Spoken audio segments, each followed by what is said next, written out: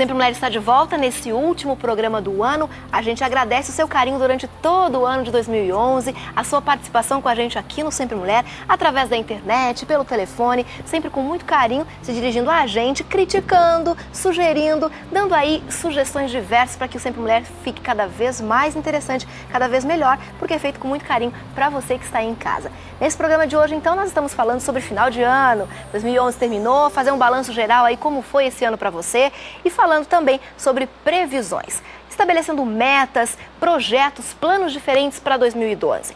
E sobre previsões, nós temos aqui convidadas especiais que vão nos ajudar a pensar sobre esse assunto. Além da Ivelise e da Annelise, está conosco também a Tieg. Tudo bom, Tieg?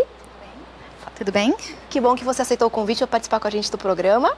A Tieg é psicóloga, mora fora do Brasil já há uns 4 anos, né, Tieg? Isso, 4 anos. Conta pra gente onde você mora. Eu moro em Londres, que é um pouquinho diferente daqui, principalmente em termos de clima, não é mesmo? Bem diferente. E estou lá já há quase 4 anos. É um processo complicado de adaptação para uma nova cultura, uma nova língua. Mas a gente chega lá. Você foi para lá para fazer o quê? Para trabalhar, para estudar? Eu fui para estudar, para ficar 1 ano apenas. Eu tinha meu consultório aqui no Brasil e entrei num acordo com as minhas amigas, com as minhas colegas de trabalho, de que eu ficaria fora por 1 ano para poder ter uma experiência no exterior e também aprender o inglês. E acabei ficando. Quanto tempo já? Em março completa 4 anos. 4 anos. E eu sei que tem uma história interessante aí, profissional, no meio do caminho. Como é que é essa história? Você foi para lá para fazer uma atividade, de repente surgiram outras oportunidades? Como é que foi? Como eu cheguei lá sem falar nada de inglês, eu não tinha nem vocabulário básico, assim. Eu arrumei um emprego de garçonete dentro de... É um banco, né? E eles têm um restaurante que serve aos funcionários. E eu arrumei um emprego de garçonete lá, conforme eu fui subindo de... Meu inglês foi melhorando, na verdade. Eles foram me mudando de posição, fui supervisora. Aí eu comecei a trabalhar diretamente com o grupo executivo do banco. E algumas coisas aconteceram e eu cheguei num ponto que eu precisaria sair de lá. Mas eu nunca tinha contado para ninguém que eu era psicóloga. E nesse momento eles acabaram descobrindo... Como que eles descobriram isso?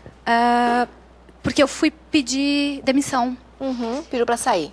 Antes de eu pedir demissão, porque eu trabalhava para uma companhia terceirizada que trabalhava prestava serviços para esse banco, né?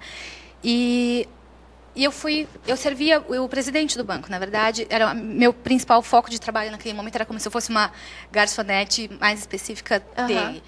E eu comentei com a secretária dele que por certas razões, eu ia precisar sair do banco, e ela assustou na hora, e ela me pôs para falar com outro executivo, e eu comecei a chorar, e eu falei, não conseguia nem falar, porque ainda mais quando você está nervosa, falar numa língua que não é a sua. Nossa, confunde tudo, bagunça a cabeça, não dá certo.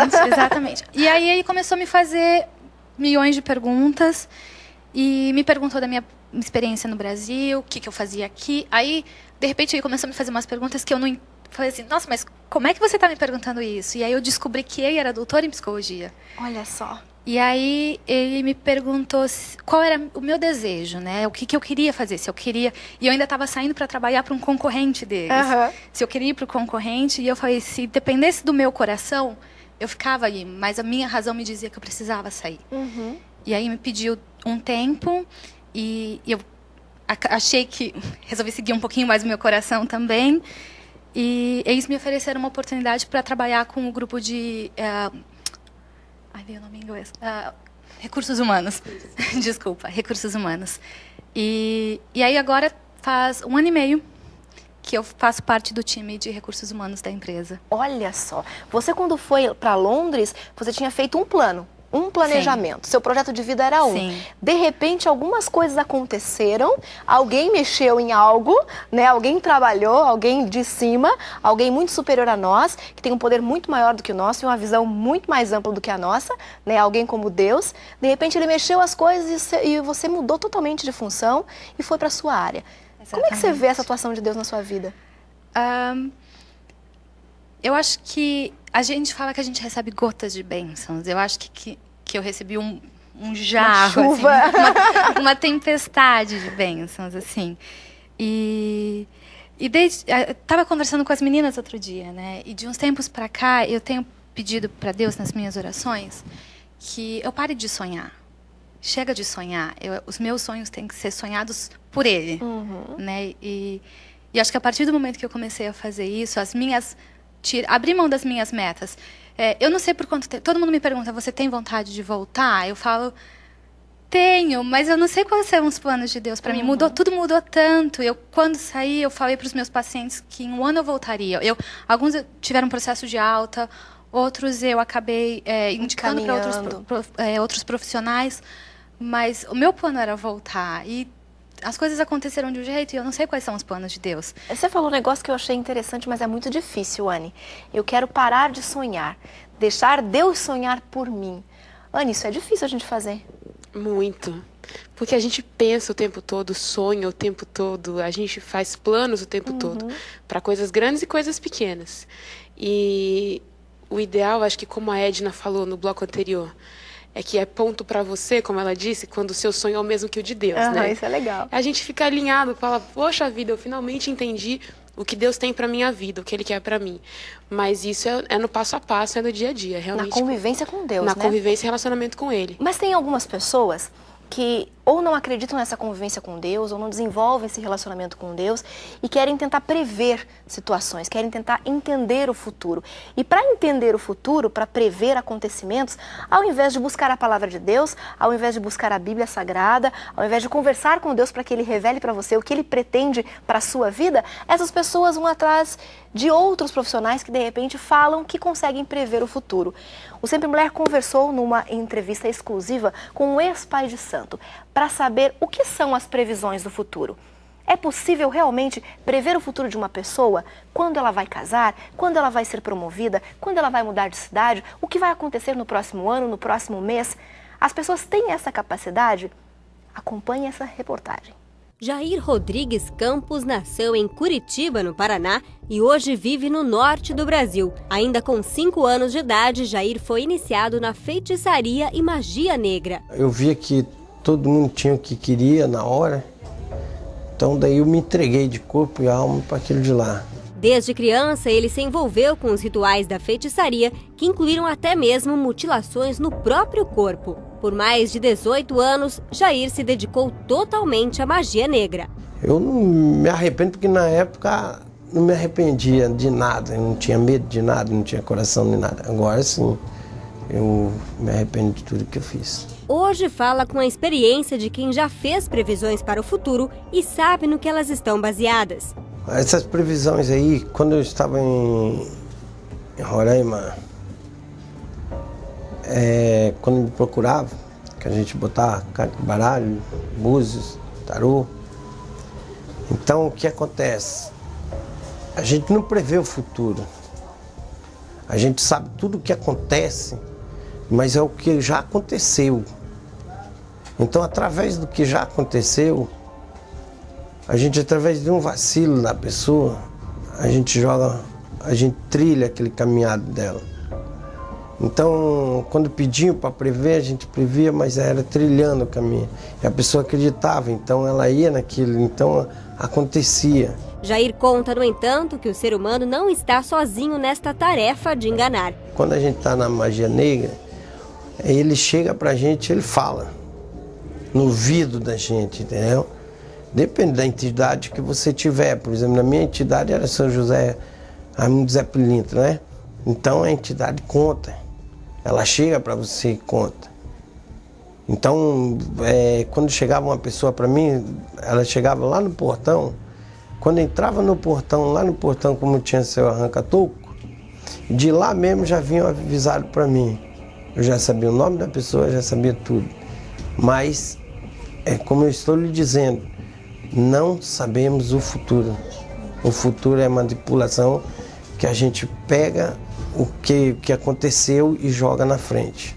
Independentemente da forma como são feitas as previsões, os recursos são sempre os mesmos. É da mesma forma, ela joga uma carta. Uma carta você joga uma carta com uma foice, uma morte, que está lá, que é a morte.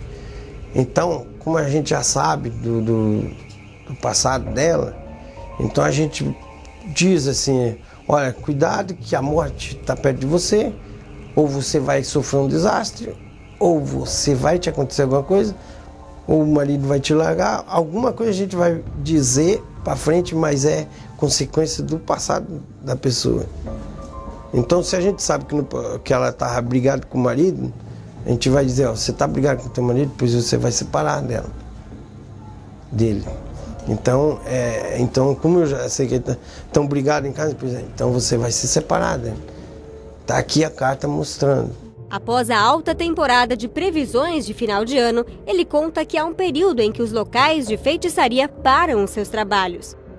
Quando chega o carnaval, antes do carnaval é uma festa de Iemanjá, que todo mundo oferece oferenda.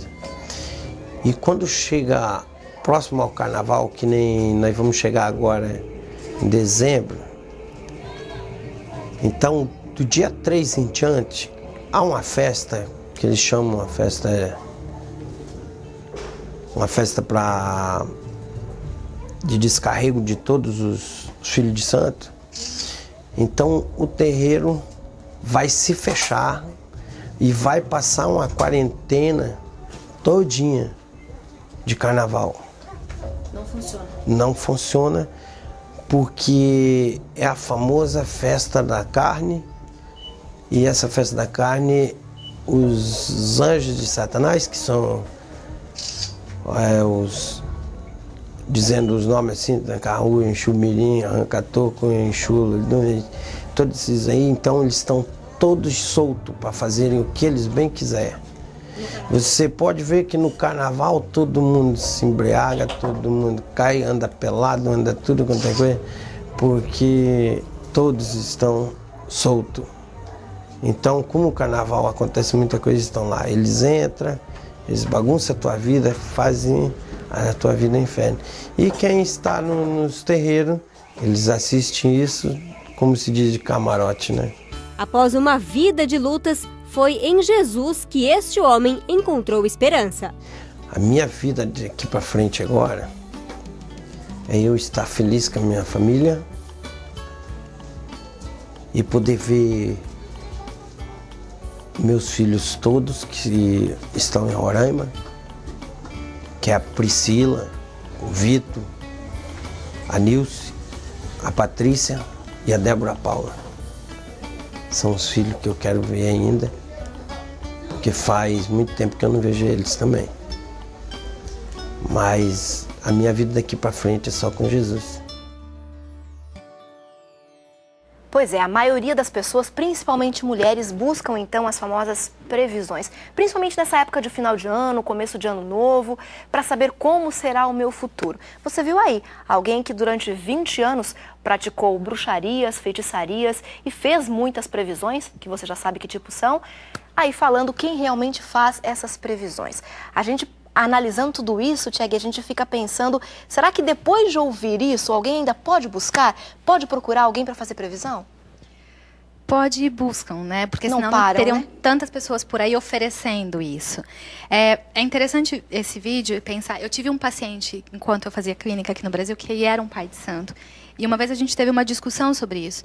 E lógico que ele defendia o lado dele. E a gente estava comentando justamente por isso. As pessoas têm... porque o amanhã existe como uma forma de ansiedade, de antecipação. E quando você se sente ansioso, isso significa que você não tem o controle da sua vida. E buscar uma previsão é o jeito de ter o controle.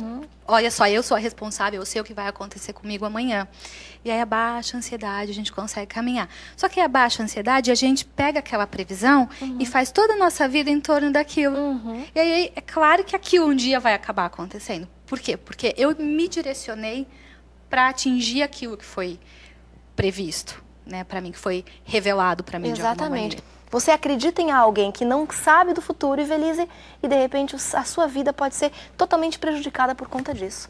E veja bem, dentro do que a Tia Egi falou, Betina, ela disse que prever o amanhã é uma forma também de exteriorizar a ansiedade, senão ela pode me corrigir.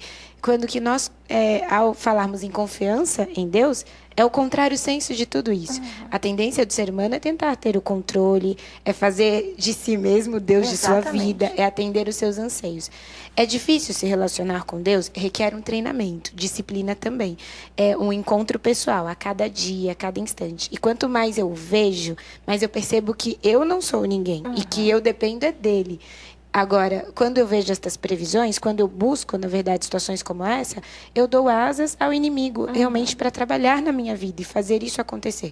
Esse não é o plano de Deus para nós. E Deus quer que cada um que nos escuta seja muito feliz, tenha suas realizações pessoais, profissionais, alcance os seus anseios. Tem uma tia, tem uma amiga nossa que tem uma tia, que ela também buscou algo nesse sentido e ela queria um sinal de se ela ia ficar sozinha ou não, solteira ou não, e ela brincou, pedindo que se um rapaz passasse com flores brancas na frente dela, foram brancas na história, ela ficaria solteira para sempre. E ela acabou ficando solteira. Porque as flores brancas apareceram. As flores brancas apareceram. Então, o ser humano, a mente humana é uma máquina muito inteligente. Deus nos fez extremamente sábios. E essa é só mais uma comprovação de que Deus nos concedeu o livre-arbítrio. Porque Ele não nos vinculou à vontade dele. Ele nos oportuniza a vontade dele. Como sendo sonhos maiores e melhores. Mas nós escolhemos as previsões que queremos fazer para a nossa vida. Exatamente. E a gente pode saber que no ano que vem, a sua vida pode ser um pouco diferente do que é hoje, se você tiver um relacionamento mais próximo com Deus. Quer saber como? Não saia daí que a gente já volta.